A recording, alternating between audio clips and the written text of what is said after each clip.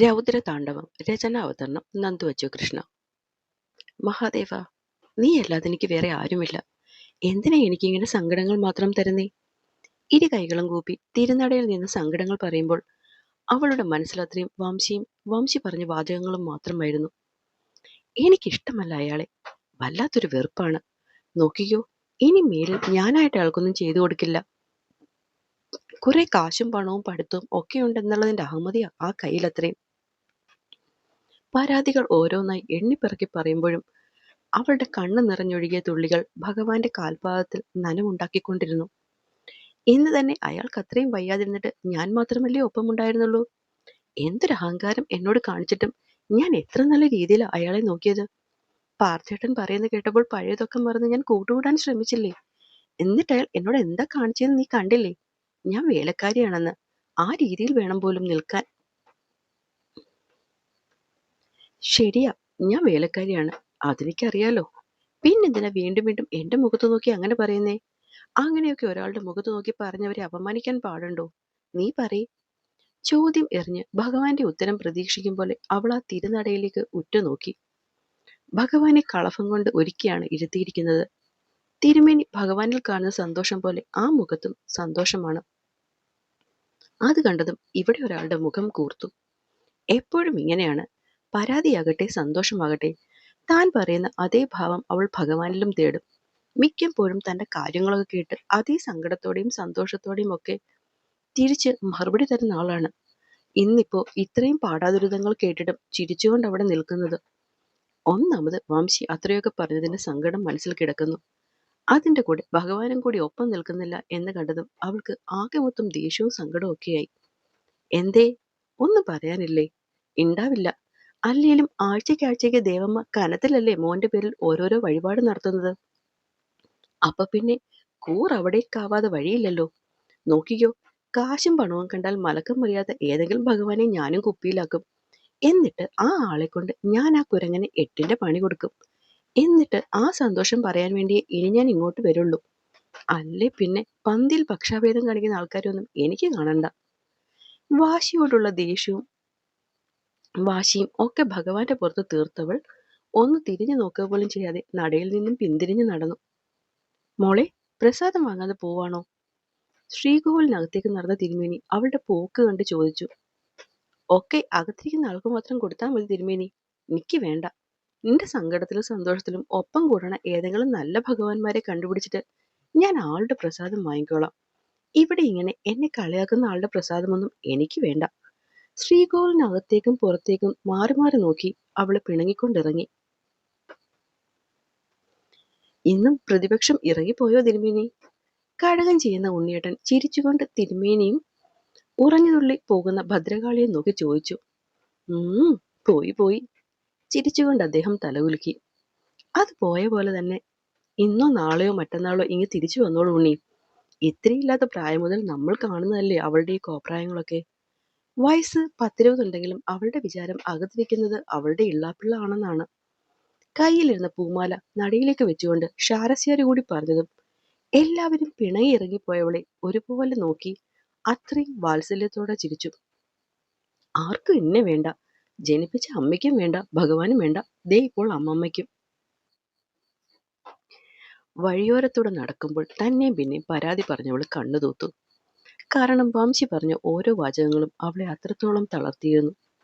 ഇത്രയും അധികം താൻ വെറുക്കുന്ന ഒരാൾ സംസാരിക്കുന്നത് എങ്ങനെയാണ് തന്റെ മനസ്സിനെ ഇത്രയും ചന്നം ഭിന്നം തകർത്തു കളയുന്നതെന്ന് ചിന്തിക്കാതെ അവൻ പറയുന്ന വാക്കുകളെ അത്രയും ഹൃദയത്തിലേറ്റി അത് നൽകുന്ന മുറിവിലെ അവൾക്ക് സങ്കടം സഹിക്കാൻ പറ്റുന്നുണ്ടായിരുന്നില്ല.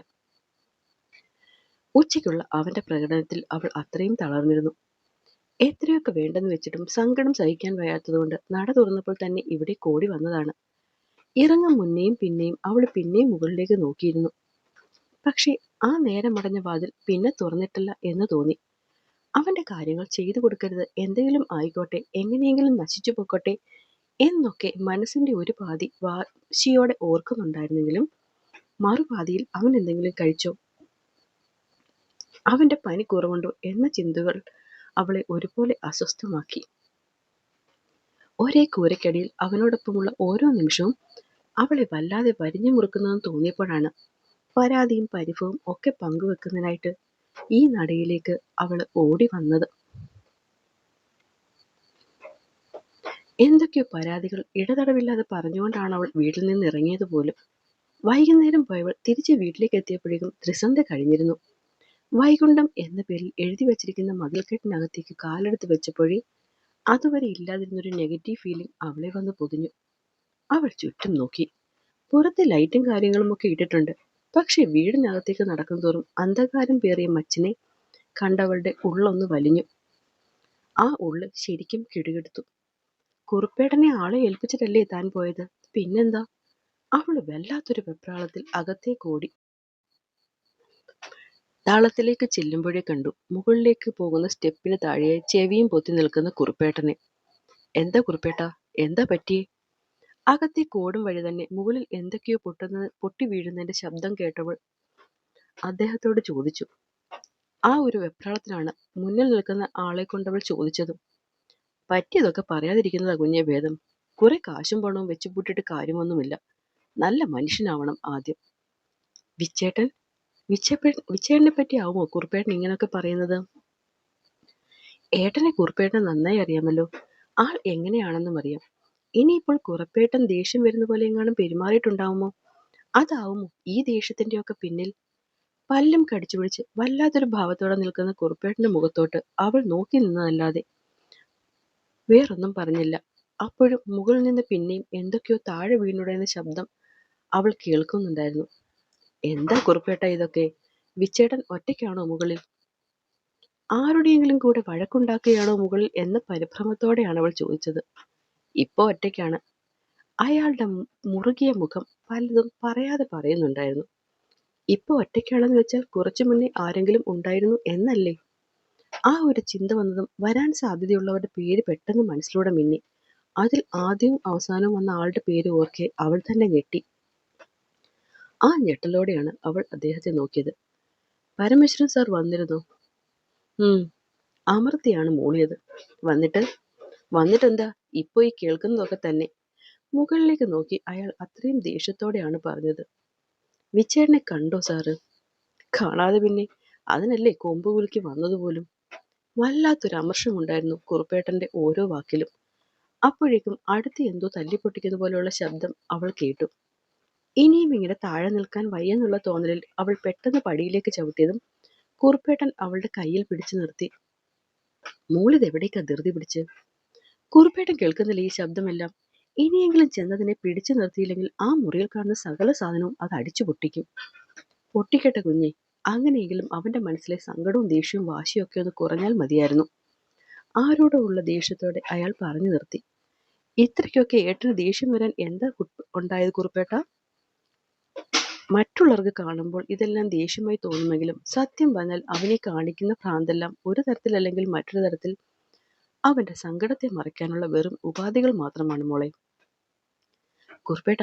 കുറുപ്പേട്ടൻ പറയുന്നൊന്നും എനിക്ക് മനസ്സിലാവുന്നില്ല. എന്താ പ്രശ്നം? ഞാൻ പോയ ഈ നേരം കൊണ്ട് ഇവിടെ എന്തുവാ ഉണ്ടായത്? വ്യക്തമായി കുറുപ്പേട്ടൻ കാര്യങ്ങളൊന്നും പറയാത്തതും മുകളിൽ അവന്റെ അടുത്ത് പോകാൻ സമ്മതിക്കാത്തതുമൊക്കെയായി അവൾക്കാകെ ദേഷ്യം വരുന്നുണ്ടായിരുന്നു.